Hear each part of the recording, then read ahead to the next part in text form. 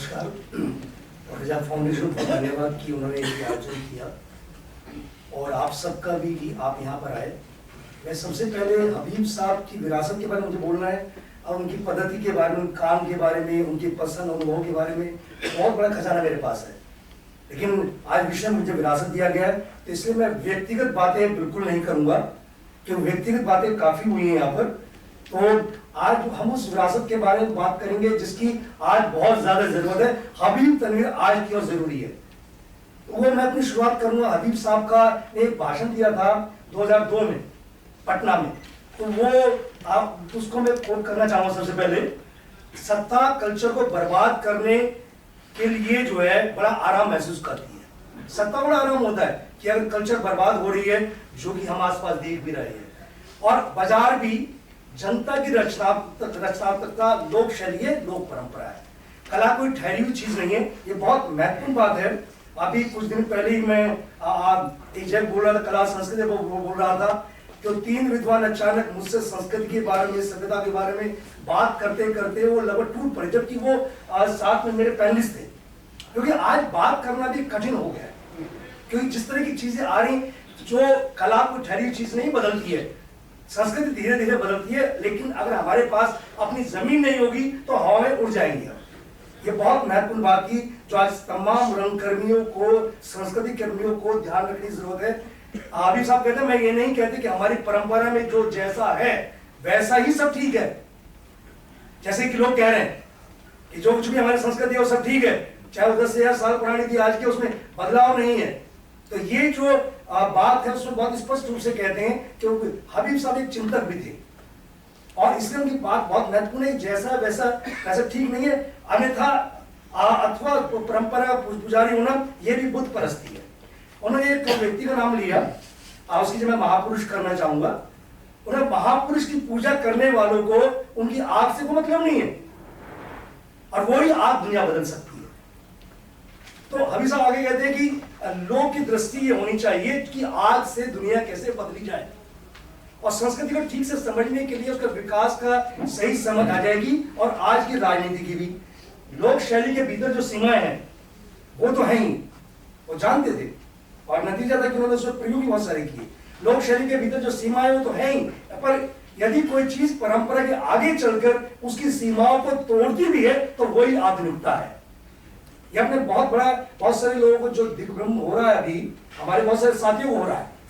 मतलब बहुत सारे साथी जो पहले आधुनिकता की बात करते थे उनको नहीं होता, वो अचानक संस्कृति को ही गुणगान करने लगे हैं, जो कि सत्ता को चाहिए। तो यहाँ पर बहुत महत्वपूर्ण बात है, आधुनिकता खुद पैदा नहीं होती, वो परंपरा से आती है। हबीब साहब ने 2002 में सफदर हाशमी जन्मोत्सव के अवसर पर पटना में ये भाषण दिया था। तो मुझे लगा कि बहुत महत्वपूर्ण है मेरी बातचीत शुरू करने से पहले। मेरी बातचीत है कि हबीब साहब की विरासत का मतलब क्या है, आज के समय में मतलब क्या है, आज के सवालों पर विमर्श करना, हस्तक्षेप करना, सांस्कृतिक प्रतिरोध और हबीब के वैचारिक पक्षों को जानना आज बहुत ज्यादा जरूरी है। और ये आगे बढ़ने की कोशिश करना ही उनकी सच्ची विरासत होगा। जो उनके मूल्य हैं उनको आगे बढ़ाने की कोशिश करना ही उनकी सच्ची विरासत है। किसी महापुरुष का महिमा गान, स्तुति गबंधन से विरासत तक नहीं बन सकती है और वो गतिवान और सक्रिय नहीं हो सकती है। हम लोग बहुत लोगों को देखा है कि बातचीत शुरू होती है, होते होते उनका मठ बना दिए गए। तो हबीब साहब मठ की चीज नहीं है, हबीब साहब रोजाना समझने जानने की चीज है। और जैसे कि आपने कहा कि उनके आंदोलन नाटक जो है बहुत आंदोलन नहीं करते थे, लेकिन आंदोलन के पीछे जो जमीन है उसको तैयार करते थे। हबीब साहब की विरासत क्या है, बहुत सारी युवा पीढ़ी यहाँ पर खड़ी है जो शायद वजाहत साहब के नाटक के माध्यम से उनसे परिचित है और चरणदास चौड़ के माध्यम से, लेकिन उनके लिए बहुत ज्यादा जरूरी है कि हमारी विरासत को हमारी पीढ़ी ने जो किया, लेकिन आगे की पीढ़ी जो उसके लिए बहुत अहमियत है। उनकी विरासत क्या है, हबीब की विरासत है उनकी सोशल कमिटमेंट। उनके नाटकों में जो दिखता है लोकतंत्र के प्रति उनकी अटूट आस्था और शोषण, पाखंड और कट्टरवादिता जो बहुत महत्वपूर्ण है, जिसके बारे में हम बात कम करते हैं और जिसका उनको बहुत ज्यादा झेलना पड़ा। और झूठे पाखंड, रूढ़िवाद से लगातार टकराव और उसके लिए निरंतर एक प्रतिरोध में खड़ी एक मजबूत आवाज हबीब तनवीर है।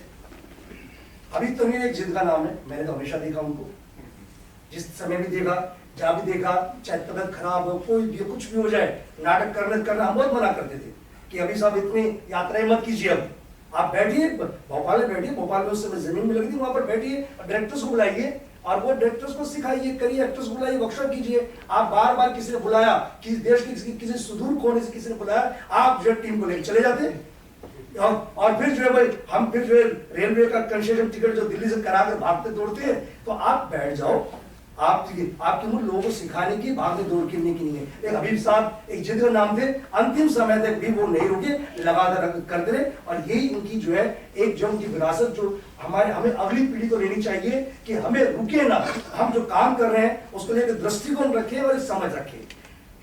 हबीब साहब की एक बहुत बड़ी अच्छी आदत थी जो मैं मतलब मुझे लगता है कि हम समालोचना की बात भी यहाँ कर सकते हैं। जो सबसे बड़ी आदत थी उनकी, जो आज 71 में राज्यसभा में गए और 75 में आपातकाल लगा, उस समय हमें बहुत सारे लोग उम्मीद थी कि हबीब साहब कुछ क्रांतिकारी बात करेंगे, लेकिन हबीब साहब शांत रहे। लेकिन उसके बाद 80 का दशक आते आते उन्होंने उस समय की सत्ता की स्पष्ट रूप से, उस समय की सत्ता की स्पष्ट रूप से आलोचना समालोचना वो शुरू कर दी थी। बाद के समय में और भी हुआ, तो हबीब साहब ने अपनी गलतियों से बहुत ज्यादा सीखते थे, कहीं पर भी हुआ, एक ही नहीं गलती, उन्हें कोई भी हुआ, चाहे उनके नाटकों में भी दिखाई देता है, और लगातार 58 से 71 तक जो ग्रामीण कलाकारों को शहरी भाषा, शहरी डिजाइन, शहरी चीजें कराते रहे और जिसमें सफलता असफलता दोनों मिल रही थी, वो भी उनका पूरा प्रयोग था, उससे उन्हें सबक सीखा और नतीजा जो है हम सब ने देखा, चरणदास चौर की एडिनबरा के अंदर सफलता।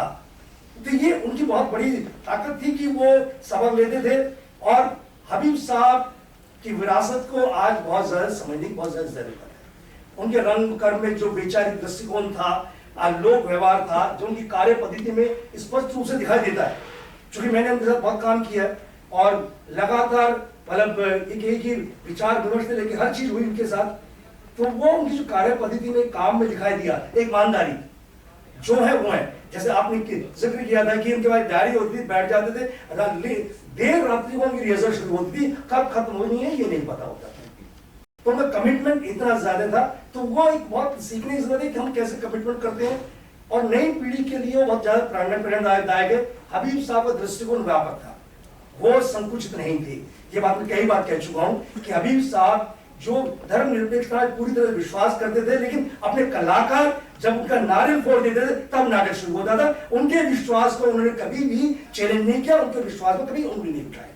तो ये बहुत महत्वपूर्ण किसी भी डायरेक्टर के लिए। जैसे अभी मुझसे किसी दोस्त ने यहीं पे कहा बाहर, दोस्तों तो माफी कीजिएगा, उसने कहा अरे आपकी लड़की क्या कर रही है, मेरे किसी एक्टर की तरफ का इशारा था। मेरी एक्ट्रेस वो पॉलिटिकल बहुत एक्टिव है, वो तो ऑब्वियसली कंगना की बात कर रहे हैं, तो उन्होंने कहा कंगना क्या कर रही है, उसको समझाते क्यों नहीं। मैंने उनको बहुत ही पोलाइटली जवाब दिया, वो जवाब सबके सामने देना चाहिए, वो हबीब साहब का भी था कि आप जो है किसी के विचार को, अपना विचार उस पर थोप नहीं सकते हैं। लोकतंत्र यही है कि हर व्यक्ति को इस लोकतंत्र में वैचारिक रूप से किसी भी पार्टी का विचार रखता है, उसको जीने की आजादी है, उसकी समझ है। ये हबीब साहब करते थे। उन्होंने कलाकारों कभी जिसको कहते हैं ना जो सुधार देना, वो जिन्होंने उनके साथ काम किया उनको मालूम है कि सुधारने में उस तरह से उनका कॉन्सेप्ट नहीं था और इसी वजह से बहुत सारे कॉन्फ्लिक्ट आते थे, ट्रेन के अंदर बहुत सारे झगड़े होते थे, बहुत सारी चीजें आती थी कलाकारों की, लेकिन उसके साथ वो जिंदा दिल कलाकार जो काम करते थे। तो ये एक वो बहुत लोकतांत्रिक थे, टीम के अंदर भी थे और रोजमर्रा के उनके व्यवहार के अंदर भी था। हबीब साहब के बारे में जो सबसे महत्वपूर्ण बात है, जो विरासत की बात है, कि उनके जो नायक थे बहुत ही साधारण थे, उनके आम आदमी के नायक थे, उनके हाव भाव साधारण थे, उनके तौर तरीके, उनके एक्सप्रेशन का तरीका, उनकी बात करने का तरीका, चलने का तरीका, जिसमें हबीब साहब लगभग फेल हुए थे। जो उन्होंने उनको शहरी रंगमंच से शिक्षित करने की कोशिश की थी, उसमें फेल हुए थे। तो उनके हाव भाव बहुत ही सामान्य थे, ये बहुत बड़ी बात थी। उनके कथ्य में बहुत ताजगी थी, सरलता थी और उनके लिए लोग से जुड़ने का मतलब था उनके परिवेश को जानना। ये बहुत महत्वपूर्ण बात है हबीब साहब में, परिवेश को जानना, उनकी कहानियों का जानना, गीतों को जानना, जो उनके जन जीवन से जुड़ाव करना। तो हबीब साहब को समझने के लिए 58 से जो 72 का जो पीरियड है, वो उनकी सफलता है, सफलता का दौर है। और ये लोक नाट्य और आधुनिकता जो तालमेल है, उसका जो प्रयोग कर रहे थे, भाषाओं में, गति से लेकर रंग शैली में जो विकसित कर रहे थे, लोक नाटकीय परंपराओं के साथ आधुनिक रंगमंच का जिस तरह नया मुहावरा क्रिएट कर रहे थे, वो आधुनिक रंगमंच के अभिजातीयपन को गवई अनगढ़पन से बदल रहे थे। यह बहुत महत्वपूर्ण है कि उन्होंने उसको बदला और जमीन से जुड़ाव और जन सरोकार भरी वैचारिक पृष्ठभूमि के कारण जो चरणदास चोर था, एडिनबरा में इसी तरह अंतरराष्ट्रीय ख्याति प्राप्त हुई। कलाकार नहीं जानते थे भाषा, लेकिन फिर भी लोगों ने पूरी विश्व के स्तर पर पहली बार इस तरह का प्रयोग दुनिया में देखा। और नाम दामाद, गांव के ससुराल, हिरमा की उमर कहानी से लेकर आगरा बाजार, बहुत सारे नाटक किए हैं। असगर बाजार साहब का नाटक, दर्जनों के नाटक, उनकी वैचारिक और उनके समय में हस्तक्षेप, ये उनकी विरासत का जो सबसे महत्वपूर्ण वाक्य है, अपने समय में हस्तक्षेप, कि जो समय था उसमें हस्तक्षेप किया, वो बहुत महत्वपूर्ण है। और उनका आगरा बाजार में देखिए पतंगबाजी से लेकर जो है आप एक ककड़ी बजा, ककड़ी का गाना, बलदेव जी का गाना, सारे बहुत ही साधारण चीजें जो अद्भुत दृश्य उन्होंने क्रिएट किए। आज जब दोबारा आगरा बाजार हुआ था प्रदीप थिएटर में फेस्टिवल में, उस समय लगभग 1.5 महीने में साथ में था, पूरे प्रोसेस में साथ में था। तो एक एक दृश्य कैसे वो दोबारा, कि मैंने ऐसे पहले किया था, अब मैं सोचता हूँ ऐसा कर लूं, और लगातार उसमें चीजों को बदलाव कर रहे। जामिया उन्होंने पहले किया, बाद यहाँ काका बैठे हुए हैं, काका यहाँ नहीं है या चले गए, जो उनके नाटक में आप छोटे से बच्चे जुड़े थे और आज तक आगरा बाजार से जुड़े हुए हैं। हाँ, तो ये बहुत सारे कलाकार हैं जिन्होंने, उनके पिताजी भी हबीब साहब के दोस्त थे, और उन्होंने जिस तरह से एक शायर जिसको उसके समकालीन में शायर ही नहीं माना, उसको उन्होंने जो है एक नया रूप में खड़ा कर दिया हमारे सामने। तो यही काबिलियत हबीब साहब को हबीब साहब बनाती है। और जो आज के जो मेरा मुद्दा है, जो अरुण गौर जिसके लिए जाना जाता है, मैं उस पर आता हूं कि आज की आधुनिक उपभोक्तावादी संस्कृति में जो उन्होंने चरणदास चोर में किया या हिरमा कहानी में किया, तमाम नाटकों में किया, वो आज कितने निर्देशक उन चीजों को दिखा पा रहे हैं। लोग डरते बोलने से। आज कलाओं, साहित्य, राजनीति और विशेष रूप से रंगमंच में संस्कृति कर्मियों के बीच में विचार शून्यता पूरी तरह से व्याप्त है। जिसकी बात आप कर रहे थे, इलाहाबाद में थिएटर नहीं हो रहा है, या आपको सोचना पड़ेगा क्यों नहीं हो रहा है, आपको जानना पड़ेगा। हम बिना पढ़े, बिना जाने, रिसर्च किए हम जब काम करते हैं, बोलते हैं, तो बहुत सारी समस्याएं होती है। वो विचार शून्यता उसी की जड़ में है। आज जो संस्कृति कलाओं के संरक्षण के नाम पर जो दिखावा हो रहा है, उत्सव तमाशे में करोड़ों खर्च किए जा रहे हैं। एक नाटक जो है 5 करोड़ 6 करोड़ का होता है। एक नाटक दिल्ली में भी हुआ, डॉक्टर भीमराव अंबेडकर, 25 करोड़ का नाटक हुआ। यहाँ राजेश कुमार जी बैठे हुए हैं, उनका एक नाटक है कि अंबेडकर गांधी नाटक है, वो हम जो है 20,000 में कर देते हैं। 25 करोड़ के अंदर नाटक ड्रामा हुआ। तो ये जो कलाओं के नाम पर जो तमाशे हैं, जिस तरह की वो पूरी तरह से हबीब साहब की विरासत के एकदम विरोध में। और इसको समझना पड़ेगा कि क्या दरबारी कलाबाजी हो रही है, सत्ता पर दम्भियों का आज पूरा बोलबाला है। और ऐसे समय में हबीब की विरासत, वैचारिकता बहुत महत्वपूर्ण हो जाती है कि हबीब साहब सादगी में विश्वास करते थे। उनको कुछ भी कहना होता था, वो सीधे ढंग से बात करते, सीधे सीधे बात करते थे। उनको करोड़ों की जरूरत नहीं पड़ी, चाहे कहीं भी नाटक कर लीजिए। एक बार मुझे याद है कि नजदीक फेस्टिवल का नाटक था और ओपन में उनको दिया गया था, और उस समय जो बारिश आ गई, उनका नाटक 9 बजे था। हम दौड़े भागे, तमाम जो भी उनके प्रबंधक थे सबके पास दौड़े, कमानी गए किए कि भाई हम रात भर लाइट से लगाए थे, सेट लगाए। तो हमने कभी इनको हबीब साहब को कमानी में दे दी, शिरा में दे दीजिए, क्योंकि वहां का नाटक तो 8 बजे खत्म हो रहा है। लेकिन बहुत मुश्किलें थी। खैर हमने रास्ता निकाला कि नीलम मानसिंह चौधरी का नाटक था उस शिराम में, हमने सामान उठाया, हमने उनका नाटक खत्म था, हम लोग ले गए, घोषणा कर दी कि शिराम से नाटक है। दर्शक जो रात को 10 बजे नाटक शुरू हुआ और लेट नाटक शुरू हुआ, उसके बाद दर्शकों से हमको हाथ जोड़ के दर्शकों भेजना पड़ा। हबीब साहब जैसे व्यक्ति उस सिस्टम का हिस्सा नहीं बन सके, क्योंकि वो किसी के सामने हाथ जोड़ना नहीं जानते, किसी रिक्वेस्ट करना नहीं जानते थे। और होता क्योंकि प्रबंधन में जिस तरह की हमारी परिस्थितियां आ रही हैं, उसमें हबीब साहब जैसे व्यक्ति को बारिश में क्यों खड़ा होना पड़ा, उनके पहले से प्रबंध क्यों नहीं थे, जब उनको कमाल किया। इस तरह बहुत सारी घटना है जो मेरे पास है, लेकिन वो मैं व्यक्तिगत बिल्कुल नहीं जाना चाहता, वो मैं बिल्कुल अपनी बात अलग तरह से कहना चाहता हूँ। आज लोक कलाकारों का संरक्षण, स्वाभिमान और उनका जीवन यापन, बुनियादी ढांचे की उसकी कोई योजना नहीं, बॉन्साई बनाकर रख देते हैं उनको किसी भी जगह पर भी, और संस्थानों पर एक विशेष वर्ग के लोगों का वर्चस्व है। हबीब साहब ये संस्थानों और संसाधनों पर किसी एक वर्ग के आधिपत्य के विरोध में थे। एक तरफ जो है लोक कलाकार है जिसके पास कुछ नहीं है, या उन लोगों की मेहरबानी पर निर्भर है, अफसरों की मेहरबानी अब बहुत ज्यादा हो गई है। दूसरी तरफ जो है एक शहरी अभिनेता है, युवा अभिनेता है, बहुत सारे अभिनेता यहाँ भी खड़े हुए हैं, उनकी स्थिति बहुत दयनीय है। भविष्यहीनता, भविष्य का कुछ नहीं पता होता और अवसाद निरंतर अभाव है। हमारे पास आज इतने सालों बाद भी कोई कल्चर पॉलिसी नहीं है। हबीब साहब इसके लिए और उन्होंने आवाज उठाई थी, लेकिन उनकी विरासत अगर हम कल्चर पॉलिसी बना पाते हैं तो शायद बेहतर होगा। आज हमारे पास हमारे सारे अभिनेता क्या करते हैं, यहाँ से काम किया, उसका सिनेमा में चले गए। रंगमंचों के रोजगार की जरूरत, उनकी रोजगार क्यों नहीं मिल पाता, ऐसे हम संसाधन क्यों नहीं खड़े कर पाते हैं। ये जो संसाधनों के खिलाफ या संस्थाओं के खिलाफ हबीब साहब का प्रतिरोध था, वो नए कलाकारों के लिए बहुत जरूरी है। क्यों नहीं हम आज भी हबीब साहब की सच्ची विरासत को हम तब याद कर पाएंगे जब हम कल्चर पॉलिसी के लिए लगातार लड़ते रहें। हबीब साहब ने समकालीन मंच में नई दिशा दी, समझ दी, ये सब हम जानते सब, लेकिन उनकी विरासत आज किस स्थिति में है। मैं यहाँ पर नया थिएटर की बात नहीं कर रहा,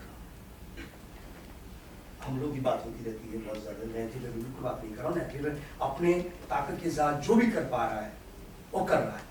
हम आलोचना उसकी कर सकते हैं, बहुत सारी बातें कर सकते हैं, उसके प्रस्तुतियों में हम गिरावट की बात कर सकते हैं या कुछ भी हम प्रबंधन की बात कर सकते हैं, लेकिन हबीब साहब 14 साल बाद भी अगर कोई थिएटर जिंदा है तो उसके लिए नया थिएटर के जो कलाकार है इस समय, उनको मैं सल्यूट करता हूँ, उनके लिए मैं सल्यूट करता हूँ।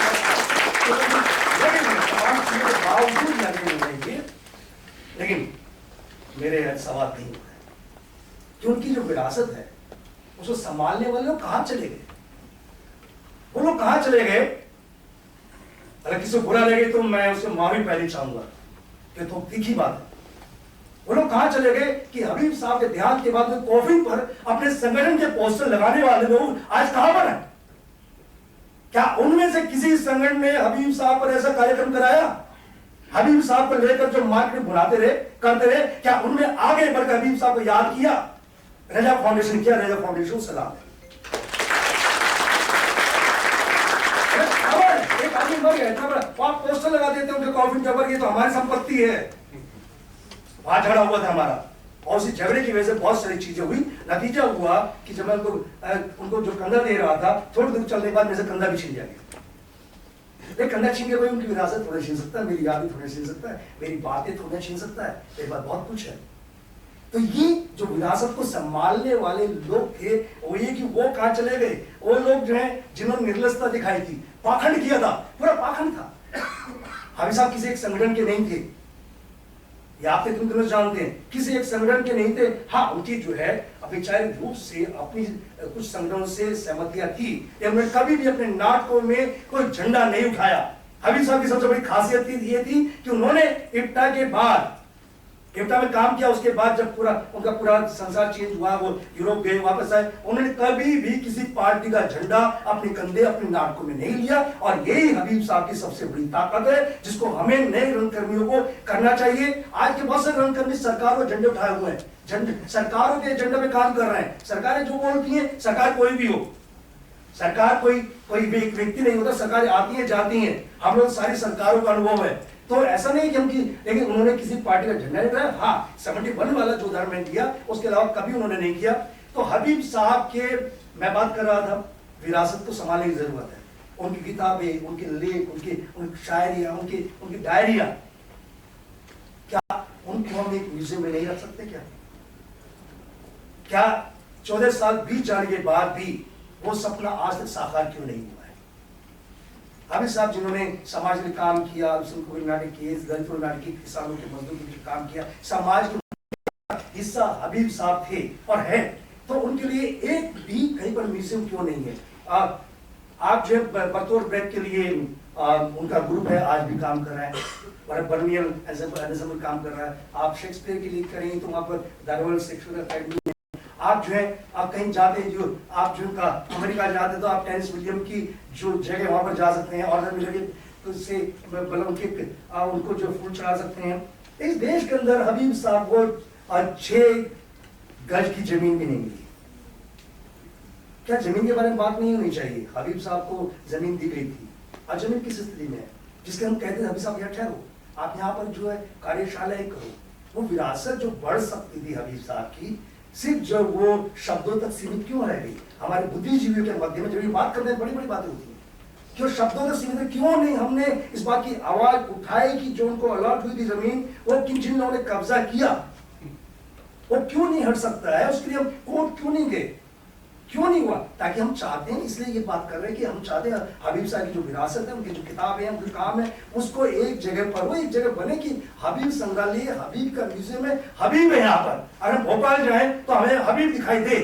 अभी रायपुर में हम गए थे, बहुत अच्छा कार्यक्रम हुआ, बहुत ही शानदार, वो उसी अगली कड़ी है। हम हबीब साहब के घर गए, जहाँ पर हबीब साहब ने बहुत वक्त गुजारा, बाद उनकी बहन थी वहाँ पर, और उसके बाद किसी और का उसको कब्जा है।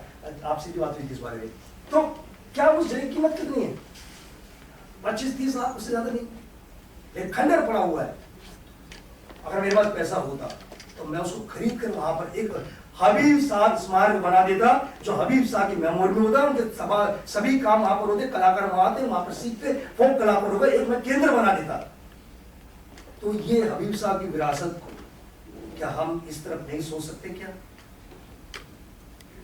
हबीब साहब बहुत सारी बातें, बहुत सारे मेरे भाव को क्षण है, तो मैं देखता हूँ जब देखा हमने तो कितना हमको लगा कि क्या एक टूटा फूटा, अगर यहाँ कभी हबीब साहब रहे थे तो मुझे लगता है विरासत को हर लेवल पर, वैचारिक स्तर पर भी और वस्तु के स्तर पर भी तमाम चीजों की बहुत ज्यादा जरूरत है। हबीब साहब आज के तमाम ब्रह्मकर्मियों की ताकत है, और हबीब साहब दिल्ली से उजाड़े गए, बेरसराय से उजाड़े गए, जाके हम लेट नाइट रिहर्सल देखते थे। बेरसराय से उजाड़े गए, आप भोपाल पहुंचे, भोपाल में उनके पुतले जले सड़कों पर, और उनके खिलाफ पूरा एक घेराबंदी थी, जो घेराबंदी दिल्ली से तय हो रही थी कि इसको टिकने मत दो। एक व्यक्ति जो अंतरराष्ट्रीय स्तर पर इतना बड़ा था, आपको जानना चाहिए बातें कि उतना बड़ा था, उसकी जो वहां पुतले सड़कों पर चल रहे थे, अंततः उन्होंने जो है समिति ने नए डायरेक्टर की बात की, और हबीब साहब ने कहा, मतलब 4-5 नाम थे उस समय, सबने मना कर दिया, हबीब साहब ने मुझे फंसा दिया। अरे आ जाओ देखो, मैंने कहा क्या? बोले आकर देखो, अनुभव लो। मैं गया, हबीब साहब ने जब मुझे लिखकर अपना इस्तीफा दिया, मैं आगे बैठा था, लिखकर इस्तीफा दिया, मैं ऐसा नहीं आप एक टेबल पर चेयर बैठिए, मैं सामने बैठा हूँ। हबीब साहब उस समय मैंने जिंदगी में उनको कुछ क्षणों में इमोशनल होते देखा। मोनिका जी के बाद उन्होंने मुझसे बोला था कि अब कौन तेरे को जो चाय पिलाएगा, कौन तेरे को पिलाएगा, और फिर भपक भर रोए थे। और दूसरा मैंने देखा कि उन्होंने इस्तीफा दिया मुझे, उन्होंने इतनी सारे उनके अंदर था, इतना बड़ा व्यक्ति अंतिम मतलब जब रंगमंच के पराकाष्ठा पर है, अंतरराष्ट्रीय स्तर पर इतना बड़ा हो चुका है, और उस व्यक्ति के पुतले जल रहे हैं, लगातार गालियां दी जा रही हैं सड़कों के ऊपर, वो व्यक्ति रोएगा नहीं तो क्या करेगा? अभी साहब ऐसा नहीं है, मैं सिर्फ यहाँ पर आपकी मदद के लिए आया हूँ, और मैं रहा वैसे ही, मैं 4 दिन रहा वहां पर, लेकिन हाल देखा कि जो तमाम लोग जो बायकॉट करके जो कैंटीन में बैठ रहे थे, और तमाम लोगों से, दूसरे लोगों से प्रभावित थे, वो लोग जो है राजनीति उसमें आ चुके हैं। तो अब मैंने कहा मैं नहीं रहूंगा, 4 दिन के बाद मैं इस्तीफा दे चला आया। तो मैं इस्तीफा दे घर गया, तो बोले इतनी जल्दी कैसे आ गया? मैं इस्तीफा दे आया, हंस पड़े। तो मैंने आप हंस क्यों रहे? बोले मुझे पता था इस्तीफा देगा। अच्छा, आपको पता था तो मुझे क्यों आपने वहां पर कहा? अरे मैं चाहता था कि अरविंद जान ले कि बड़े से बड़ा पद, बड़े से बड़ा लालच जो है जिंदगी में बहुत कम होता है, और ये तुम्हारे अंदर ताकत है, आदत है, और इसको बरकरार रखना। हबीब साहब की बात मुझे हमेशा याद रहती है। जब जब मैं कसौटी पर कसा, जहां पर मुझे निर्णय लेने की जरूरत पड़ी, हबीब साहब मुझे याद आते हैं। नहीं, कोई लालच नहीं, कुछ नहीं, आपने काम करिए, और मुझे लगता है ये हबीब साहब की मेरे लिए बहुत बड़ी जो है